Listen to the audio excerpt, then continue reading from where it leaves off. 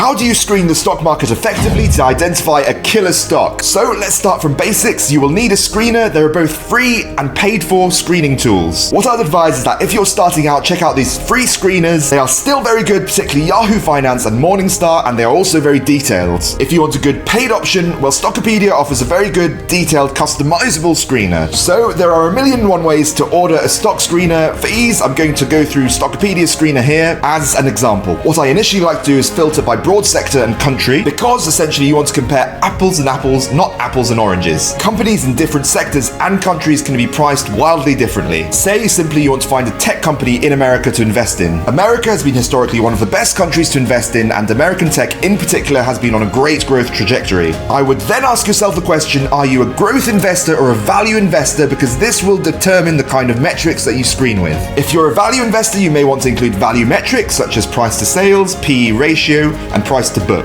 If you're a growth investor, you'd want to include filters such as book value growth, sales growth over a period of say 3 to 5 years, or operating cash flow growth. These will help you identify strong growing companies. However, once you become both more comfortable and advanced with your use of stock screeners, you may then want to add both growth and value metrics. For example, to identify companies which have been growing strongest in their sales growth or book value growth, but also maintaining a cheap PE ratio. And this is how you uncover opportunity. As I'm a predominantly value investor with an eye for growth, I tend to order all of the companies by value metric initially, for example, price to book value or price to sales ratio, in order to identify the cheapest valued companies first. Then I set filters highlighting the ones which are displaying strong growth. For example, where sales growth over the past 3 years has grown by say over 20%. This will allow you to narrow down hundreds of companies to maybe 10 or 20 which are identified by your metric. Next stage, which I won't go through here, is learning more about those companies and the nitty-gritty about their story. You'd look at things such as latest news, core financial metrics, directors dealing, and the list goes on. However, this next video may help you with some of those things. I hope this video was useful for you. It helps me out a lot if you like and subscribe for more tips on money pot growth.